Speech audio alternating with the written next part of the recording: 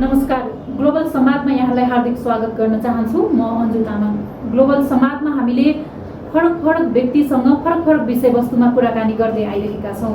राजनीति, नेपालको आर्थिक अवस्था, कृषि, सामाजिक, स्वास्थ्य लगायतका विषयहरूलाई ग्लोबल संवादमा समेट्दै आइरहेका छौँ। आज कुराकानीको क्रममा हामी कृषि व्यवसायलाई समेट्नेछौँ। आज कुराकानीको क्रममा हुनुहुन्छ लामो समयदेखि कृषि व्यवसाय गर्दै आउनुभएका सलम एग्रिकल्चरका सञ्चालक श्रीकृष्ण अधिकारी हुनुहुन्छ। उहाँसँग कुराकानी गर्नेछौँ। उहाँले नेपालमा कृषि व्यवसाय 11 वर्षदेखि गरिराख्नु भएको छ। कार्यक्रममा स्वागत गर्छु। धन्यवाद। हजुर, अहिले चाहिँ के गर्दै हुनुहुन्छ? अहिले यही कृषि प्रविधि सम्बन्धी नै किसानहरूलाई तालिम दिने, प्रविधिको बारेमा जानकारी गराउने र ती प्रविधिहरूलाई चाहिँ उपलब्ध गराइदिने अथवा त्यसका किसानहरूको माझमा ती प्रविधिहरू, देशमा आउँदा प्रविधिहरूलाई चाहिँ पुर्याउने काम सलम एग्रिकल्चरले गरिराखेको छ। हजुर, कृषि व्यवसायमा लाग्नु भएको कति वर्ष भयो? वर्ष त हेर्नु, हामी खेती किसान गर्ने किसानीकै छोराछोरी पऱ्यौँ। जन्म जातै चाहिँ किसान पेसाबाट अछुतो पक्कै पनि रहेनौँ। त्यसो भनिरहँदाखेरि पनि अलिकति प्रोफेसनल तरिकाले, व्यावसायिक तरिकाले चाहिँ मैले झन् इजरायलमा 9 वर्ष एग्रिकल्चरमा काम गरेँ र बाँकी झन् यहाँ पनि 10 वर्ष 11 वर्ष चाहिँ नेपालमा यो कृषि पेसा सँगसँगै रहेर उत्पादनसँगै प्रविधिहरूको विस्तारको काम गरिरहेको छु। कृषि पेसामा लाग्नुभन्दा पहिला चाहिँ केमा आबद्ध हुनुहुन्थ्यो? त्यस्तो केमा आबद्ध हुनुहुन्थ्यो? म इजरायल जानु अगाडि मैले कृषि पेसा चाहिँ इजरायलमा जाँदाखेरि चाहिँ गएपछि हो अलिकति व्यावसायिक तरिकाले लागेको। कृषि पेसामा अथवा इजरायल जानु अगाडि चाहिँ म पेसाले स्वास्थ्यकर्मी, म हस्पिटलमा काम गर्थेँ, औषधोपचारको काम गर्थेँ, स्वास्थ्यकर्मी थिएँ। तर त्यतिखेरको राजनीतिक अस्थिरताले गर्दाखेरि चाहिँ म लगायत धेरै युवा साथीहरू चाहिँ विदेश पलायन हुन बाध्य भयौँ। त्यसकै एउटा शिकार म पनि बनेर म कति वर्ष अगाडिको कुरा? यो 2003 ईस्वीसम्म 2003 तिर चाहिँ स्वास्थ्यकर्मी भन्नाले तपाईँ सरकारी कर्मचारी नै हुनुहुन्थ्यो? म चाहिँ अयब हो। म वीरगञ्ज क्षेत्रीय अस्पतालमा काम गरिराखेको थिएँ। हेटौँडामा क्लिनिकमा काम गर्थेँ। पछि काठमाडौँ आएपछि पनि चाहिँ क्लिनिकमा काम गरिराखेकै अवस्था थियो। र 2003मा चाहिँ अलिकति त्यतिखेरको रोजगारी हुँदाहुँदै पनि राजनीतिक अस्थिरता, त्यतिखेरको परिस्थिति त्यस्तै थियो। त्यो म अहिले त्यो डिटेल भन्न नसकुँला। तर त्यतिखेरको माओवादी द्वन्द्व अनि सरकारले दोष लाउने यो विविध कारणले गर्दाखेरि चाहिँ म इजरायल जानु ठानेन। कुनै देश पनि जान पाए हुन्थ्यो, प्लेन चढ्न पाए हुन्थ्यो, यो देश केही समयलाई छोड्न पाए हुन्थ्यो भन्ने त्यतिखेरको त्यो एकदमै त्यो खालको एउटा भावनाले गर्दाखेरि नै म विदेश गएँ। म जानु अगाडि इजरायल जाउँला, कृषि पेसामा काम गरौँला, त्यहाँका प्रविधि सिकौँला, अनि फेरि नेपाल फर्केर नेपाली जनतालाई त्यो सिकाउँला भन्ने बिल्कुलै त्यो सोचले गएको होइन। म ज्यान बचाउनको लागि इजरायल गएँ, काम गरेँ। त्यो काम गर्ने दौरानमा त्यहाँ सिकेका प्रविधिहरू चाहिँ मैले नेपालमा गएर अब चाहिँ नेपाली जनताहरूलाई सिकाउनुपर्छ भन्ने भावना मेरो त्यहाँ काम गर्दाखेरि चाहिँ जाग्यो र म नेपाल आएँ र कृषि काम गरिराखेको। हजुर, जस्तै इजरायलमा चाहिँ यहाँले के सिक्नुभयो? इजरायलमा त विशेष गरी हेर्नुहोस्, प्रविधिसँगै रिलेटेड प्रविधिका कुराहरू नै धेरै सिक्यो। प्रविधिमा थोपा सिँचाइ प्रविधि, ग्रिन हाउस प्रविधि, नर्सरीमा चाहिँ सिड ट्रेमा गुणस्तरीय कोकोपिट, पिटमोसको प्रयोग गरेर नर्सरी बेर्ना बनाउने तरिकाहरू सिक्यो। अनि बिरुवालाई टाइममा मलखा दिनुपर्छ भन्ने फर्टिगेसनका कुराहरू सिक्यो होइन। नेट हाउस, ग्रिन हाउसका कुराहरू, धेरै कुराहरू चाहिँ इजरायलमा सिक्ने मौका पाएँ।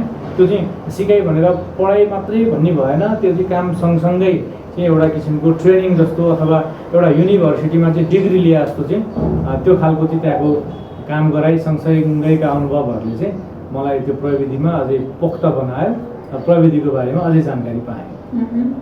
र अब चाहिँ म नेपालमा गएर पनि केही गर्न सक्छु भन्ने तपाईँमा आत्मबल भएपछि अनि नेपाल आएँ। हजुर, अहिले नेपालमा चाहिँ के गर्दै हुनुहुन्छ? अहिले नेपालमा चाहिँ विगत हामी 10-11 वर्षदेखि चाहिँ कृषि प्रविधिको विस्तारमा हामी लागिरहेका छौँ। सलम एग्रिकल्चर प्रणाली त्यो भनिरहँदा जस्तै थोपा सिँचाइ प्रविधि जुन इजरायलको टेक्नोलोजी, इजरायलको प्रविधि, त्यो चाहिँ म फिनोलेक्स प्लासनको चाहिँ एज अ एक्सक्लुसिभ डिलरको हिसाबले नेपालका दूर दराजका किसानलाई तालिम दिने, त्यो प्रविधिको बारेमा जानकारी दिने, फर्टिगेसनका कुराहरू गर्ने र त्यो प्रविधिहरूलाई चाहिँ उपलब्धता गराउने काम गरिराखेको छ सलम एग्रिकल्चरले। त्यसै गरी ग्रिन हाउसका कामहरू, सिडलिङ ट्रेहरू, cocopeat, peat moss, grow bag, UV plastic, green हाउसका प्लास्टिकहरू, किरा छेक्ने जाली, असिना रोक्ने जालीहरू भए, घाम छेक्ने जालीहरू, चराचुरुङ्गीबाट जोगाउने जालीहरू भए, यो कालिज पालन अथवा चाहिँ चराहरू पाल्ने, कुखुरा पाल्नलाई प्रयोग हुने जालीहरू लगायतका प्रविधिका कामहरू चाहिँ मैले गरिराखेको छु। के छ यो सलम एग्रिकल्चरले कतिवटा तपाईँहरूको जिल्ला छ, प्रदेश छ, कसरी काम? हामीले लगभग सबै जिल्लामा नै काम गरिराखेका छौँ। हामीलाई त्यस्तो बाउन्ड्री त्यो छैन कि यो जिल्लामा गर्ने त्यहाँ नगर्ने भनेर। हाम्रो केन्द्रीय कार्यालय काठमाडौँमै छ। हामीले यहाँबाट देशैभरिका किसानलाई अथवा एग्रोभेटहरूलाई अथवा एनजिओ आइएनजिओ सरकारी कामहरू चाहिँ हामीले काठमाडौँबाट नै गरिराखेका छौँ। सलम एग्रिकल्चरसँग चाहिँ कति किसानहरू आबद्ध हुनुहुन्छ? त्यसको ठ्याक्कै हामीसँग एकिन त्यो डाटा त हामीसँग नहोला, किनकि त्यो पछिल्लो चरणमा हामीले त्यो थेगी नसक्नु किसानहरूलाई चाहिँ अथवा त्यो रेकर्डै राख्न नसक्ने गरेर किसानहरूलाई चाहिँ सेवा पुर्याइरहेको कारणले गर्दाखेरि पनि लगभग आधुनिक प्रविधिमा रहेर काम गर्ने सम्पूर्ण किसानहरू चाहिँ हामीसँग आबद्ध हुनुहुन्छ र उहाँहरूलाई तालिम दिने, नयाँ प्रविधिको बारेमा जानकारी दिने कामहरू चाहिँ हामीले गरिराखेका छौँ र ती प्रविधिहरू किसानहरूले प्रयोग गरेर उहाँहरू पनि सन्तुष्ट भइराखेको चाहिँ हामीले महसुस गरिराखेका छौँ। हजुर, जस्तै सलम एग्रिकल्चरसँग आबद्ध रहेर चाहिँ नयाँ किसानले नयाँ कुराहरू सिक्न चाहनुभयो भने के गर्नुपर्छ? एउटा त हाम्रो सजिलो छ तरिकाहरू होइन। हामीले जस्तै फेसबुक मार्फत अथवा चाहिँ तालिम मार्फत अथवा फोनमा गरिने कुराकानी मार्फत पनि हाम्रा प्रविधिको बारेमा जानकारी गराइराखेका छौँ। त्यसै गरी ब्रोसरबाट अथवा प्रदर्शनीहरू मार्फत अथवा किसान स्वयं चाहिँ कार्यालयमै आएर बुझेर लिने सुविधाहरू अथवा त्यो खालका चाहिँ प्रविधिका बारेमा जानकारीहरू चाहिँ लिइरहनु भएका छन्। माध्यमहरू अहिले तिनै अथवा किसानको फिल्डमै गएर किसानलाई फिल्डमै भेटेर उहाँहरूको फार्ममै गएर पनि त्यो प्रविधिको बारेमा जानकारी गराइरहेका छन्। नेपालमा चाहिँ जुन कृषि प्रधान देश भनेर नेपाललाई चिनिन्छ होइन, कृषि पेसामा चाहिँ व्यवसायीकरण भएको कतिको पाउनुहुन्छ? अहिले पछिल्लो चरणमा चाहिँ तपाईँले राम्रो प्रश्न सोध्नुभयो। पछिल्लो चरण चाहिँ अलिकति बढी कृषिलाई अलिक महत्त्वमा राखिएको अनि ती प्रविधिको बारेमा जानकारी दिन खोजिएको अथवा ती प्रविधिलाई चाहिँ अलिकति चाहिँ किसानमा एज अनुदान सब्सिडी थ्रो चाहिँ पुर्याइराखेको अवस्था छ। तर यो पर्याप्त चाहिँ छैन होइन। हाम्रो कस्तो छ भने कागजी रूपमा चाहिँ नीति एकदमै राम्रो छ, तर कृषक मैत्री नीति ठ्याक्कै किसानलाई ह्यान्ड टु ह्यान्ड हुने गरेर त्यस्ता अनुदानका कार्यक्रमहरू अथवा किसानलाई जे चाहिएको हो त्यही चिज चाहिँ अनुदानमा दिने खालका कार्यक्रम छैन। कार्यक्रम माथिल्लो केन्द्रले बनाइदिन्छ, किसानलाई ग्रिन हाउस चाहिएको छ मानौ, उसलाई जबरजस्ती ट्र्याक्टर दिइराखेको हुन्छ अथवा त्यो अर्को किसानलाई ट्र्याक्टर चाहिरहेको हुन्छ तर कार्यक्रममा चाहिँ ग्रिन हाउस दिइराखेको हुन्छ होइन। त्यसले गर्दा त्यस्ता कुराहरूमा चाहिँ तालमेल मिलिराखेको छैन। तर सधैँ यस्तो रहँदैन। पक्कै पनि पहिलाको अनुपातमा हामी इजरायलबाट आउनुभन्दा अगाडिको अनुपातमा पछिल्लो चरणमा चाहिँ प्रविधिहरूको बारेमा सरकारले पनि केही कुराहरू बुझ्दै अनुदान मार्फत चाहिँ कामहरू गरिराखेको पाइएको छ, तर यो यथेष्ट छैन। हजुर, परम्परागत कृषि व्यवसायमा धेरै किसानहरू अझै पनि आबद्ध छन्। अझै पनि दूर दराजका किसानहरूलाई बुझेर पनि बिचरा उहाँहरूसँग क्रय शक्ति छैन, त्यो प्रविधिहरूलाई तुरुन्तै खरिद गर्ने अवस्था छैन। अहिले अब सरकारले चाहिँ प्रत्यक्ष उनीहरूलाई जो माटोमा काम गरिराखेका छन् ती किसानहरूलाई चाहिँ ठ्याक्कै उनीहरूको त्यो अनुभव, उनीहरूको चाहिँ त्यो कृषिप्रतिको लगावलाई बुझेर त्यसकै आधारमा ह्यान्ड टु ह्यान्ड हुने गरेर चाहिँ अनुदान दिन नसकेको त्यो व्यवस्थाले गर्दाखेरि पनि अझै पनि धेरै किसानहरू चाहिँ परम्परागत खेतीमै तल्लीन हुनुहुन्छ अथवा आबद्ध हुनुहुन्छ। धेरैभन्दा धेरै युवा साथीहरू जो विदेशबाट फर्केर नेपालमा काम गरिरहनु भएको छ कृषि पेसा, उहाँहरू चाहिँ बढीभन्दा बढी प्रविधि मैत्री हुनुहुन्छ। हजुर, धेरै कुरा यहाँले गरिसक्नु भएको छ होइन। नेपाललाई जुन कृषि व्यवसायमा आधुनिकीकरण र यान्त्रिकीकरण गर्ने भनेर पनि नेपाल सरकारको कृषि मन्त्रालय अथवा प्रदेश र स्थानीय तह पनि लागिराखेको छ। तपाईँ आफै चाहिँ यो फिल्डमा लागिरहँदाखेरि कार्यान्वयनको पाटो कतिको पाउनुहुन्छ? अलिकति त यहाँले अगाडि भनिसक्नु भएको छ, कार्यान्वयनको पाटो तपाईँले कतिको पाउनुहुन्छ? सँगै चाहिँ कार्यान्वयन गर्न ठ्याक्कै कृषक समक्ष नै वा त्यो कृषकलाई के कुरा जरुरी छ त्यो पाउनको लागि चाहिँ के गर्नुपर्छ होला सुझाव सहित भनिन्छ? अब यस किसानलाई अहिले कस्तो छ भने ठ्याक्कै किसानलाई दिइराखेका प्रविधिहरू चाहिँ विदेशबाटै ल्याइरहनु पर्ने अवस्था छ। जसले उत्पादकत्व बढाउन ठुलो भूमिका खेल्छ, जसले मेन पावर कस्ट घटाउनलाई एकदमै ठुलो भूमिका खेल्छ, त्यो खाले प्रविधिहरू सबै देश बाहिरबाट ल्याइरहनु परेको अवस्था छ। अनि सरकारले चाहिँ भन्सारमा नै त्यसको अधिकतम भन्सार भ्याट लिइदिएर चाहिँ झनै 40 देखि 50% भन्सारले दिन्छ के अरे भन्सारमा, अनि किसानलाई त्यही 40-50% अनुदान दिइरहेको अवस्था छ। मेरो लबिङ चाहिँ सरकारसँग मेरो अनुरोध चाहिँ के हो भने यदि भन्सार भ्याट मात्रै त्यहाँ चाहिँ भन्सारमै फ्री गरिदिने हो भनेदेखि किसानलाई जे चाहियो त्यही नै सजिलैसँग खरिद गर्न सक्थे, अनुदानै दिनु पर्दैन थियो। ऋण मात्रै अलिकति सहुलियत दरमा ऋण, साना साना किसानको पहुँचमा हुने गरेर ऋण, इन्सुरेन्सको व्यवस्था भइदिने र भन्सारमै त्यस्ता खालका प्रविधिहरूको चाहिँ भन्सारै छुट गरिदिने हो भनेदेखि किसानलाई ट्र्याक्टर चाहियो ट्र्याक्टर लिएर जान्छ, न बिचौलिया चाहियो त्यहाँ, न कुनै वडामा गएर अध्यक्षलाई गुहार्नु पर्यो, न कोही चाहिँ प्राविधिक हाकिमलाई गुहार्नु पर्यो।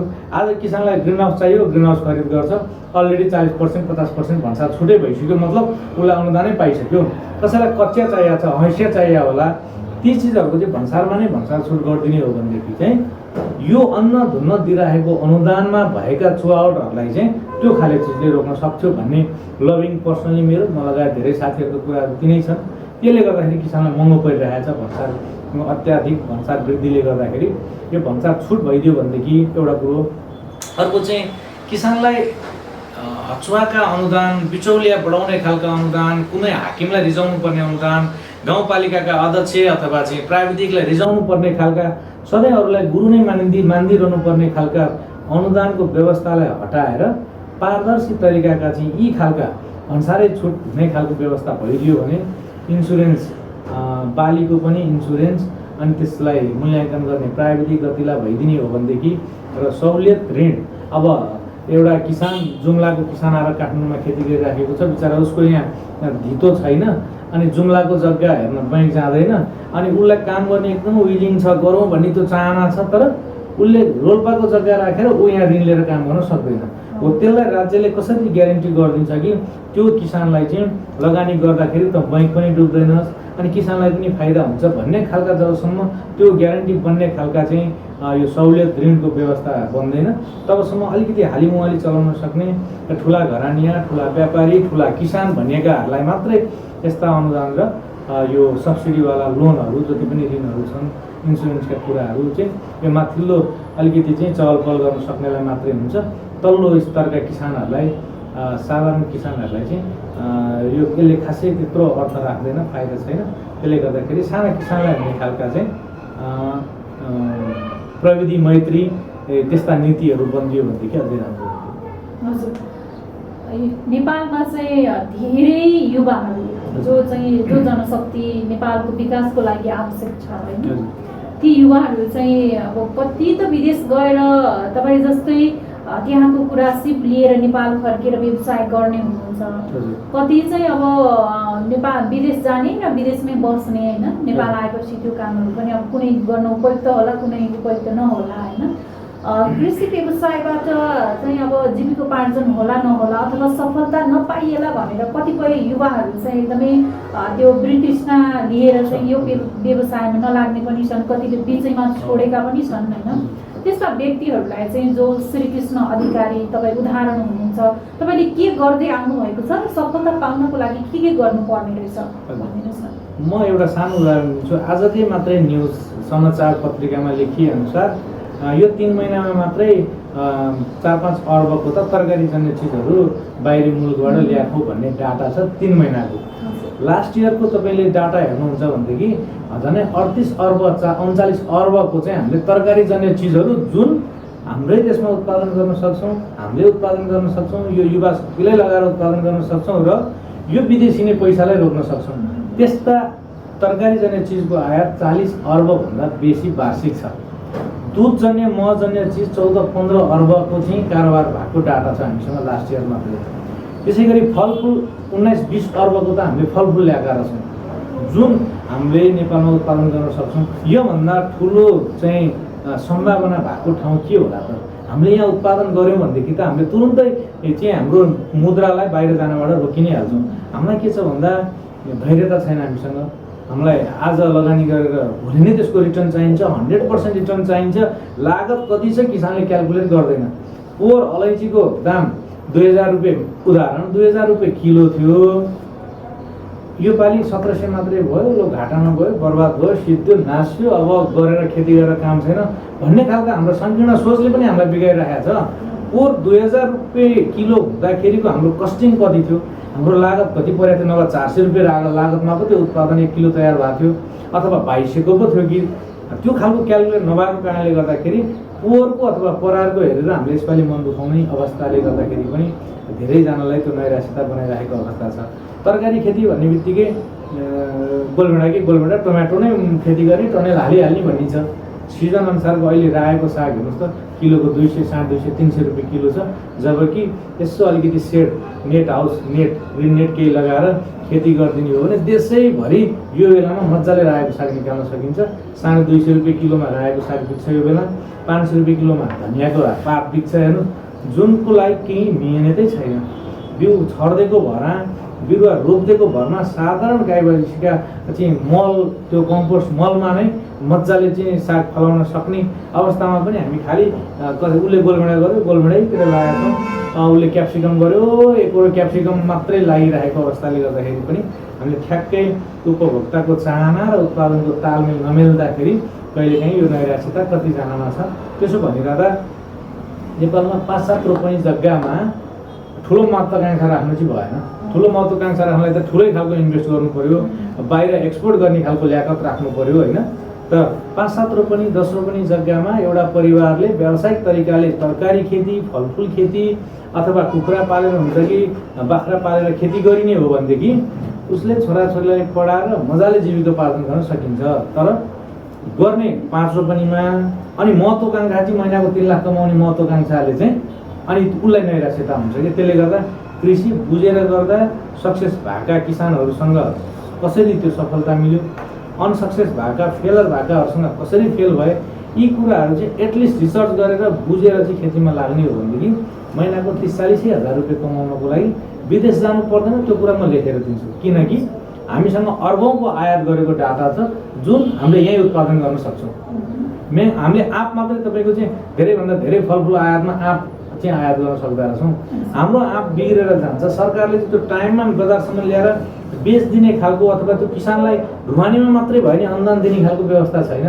रोल्पामा स्याउ कुहिएर बसिरहेको छ, हामी चाइनाको फुजी स्याउ भन्दै चाइनाको स्याउ खाइराखेको अवस्था छ।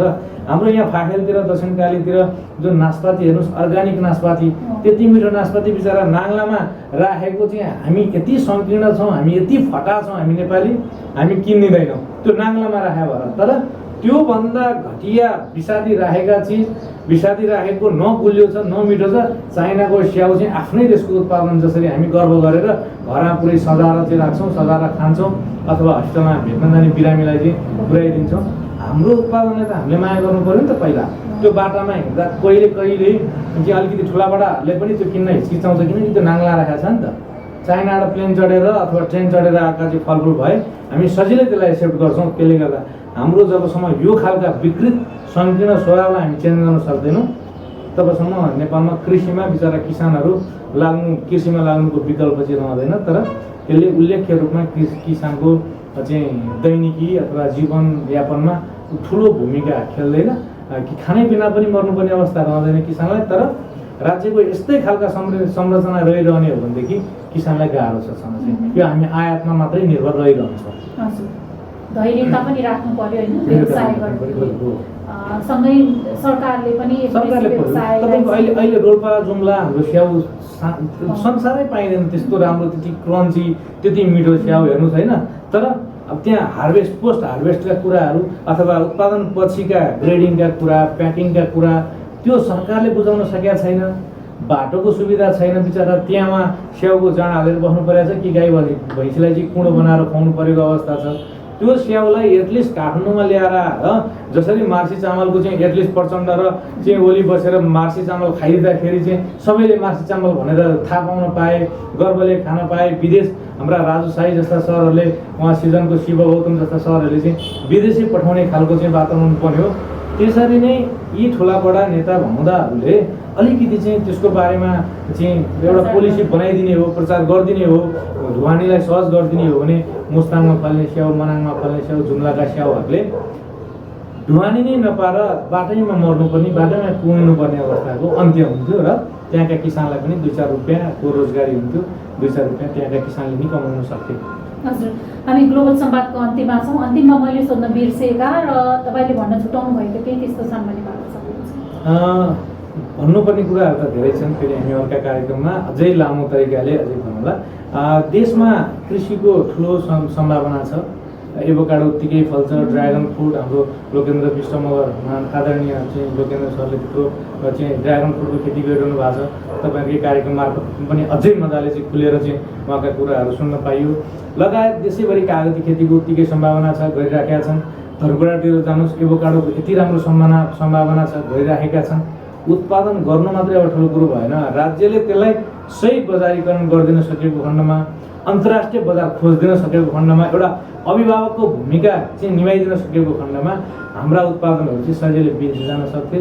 हामी यही 20-25 हजार तलबको लागि चाहिँ खाडी मुलुकमा गएर काम गर्नुपर्ने अथवा पसिना बेच्नुपर्ने कुराको अन्त्य हुन्थ्यो। त्यसले गर्दा सरकारलाई विनम्रता, कृषि मान्छेले जुत्ता चप्पल सर्ट प्यान्ट नलाएर बाँच्न सक्छ, पुरानो कपडा लाएर बाँच्न सक्छ, तर मान्छे 3 दिन भोको बस्न सक्दैन। त्यसले गर्दा कृषिको विकल्प छैन। कृषिलाई माया गरौँ, बाँझो नराखौँ, जग्गा जमिन केही बाँझो नराखौँ। यसो फापर छरिदिँदा हुन्छ, छरिदिनुहोस्। एक दिन कि मेहनत हो छर्नको लागि, गोड्नलाई एक दिन लाग्ला, काट्नलाई एक दिन लाग्छ होइन। बाँझो जग्गा जमिन नराखौँ, जे हुन्छ खेती गरौँ। बजारको लागि चाहिँ घचघचाउँ। अहिले अब वडा गाउँपालिका, वडापालिका अनि नगरपालिका यस्ता कुराहरूले गर्दाखेरि पनि किसानले सही तरिकाले चाहिँ आफ्ना समस्याहरू राख्ने ठाउँ पाइरहेको अवस्था छ। अनुदान लिनको लागि पनि यो वडाले गर्दाखेरि, वडा अध्यक्ष, वडा सदस्यको कारणले गर्दाखेरि अथवा यो संहिताको यो मोडलले गर्दाखेरि एकदमै सहज छ। यसको चाहिँ जतिसक्दो फाइदा उठाउँदै हाम्रा उत्पादनहरू चाहिँ विश्वमा पठाउन सक्ने खालको ल्याकत बनाउन किसान, पत्रकार, नेता सबै लागेर चाहिँ कृषिलाई चाहिँ माथि उठाउँ। कृषिको विकल्प छैन, त्यही भन्न चाहन्छु। धन्यवाद।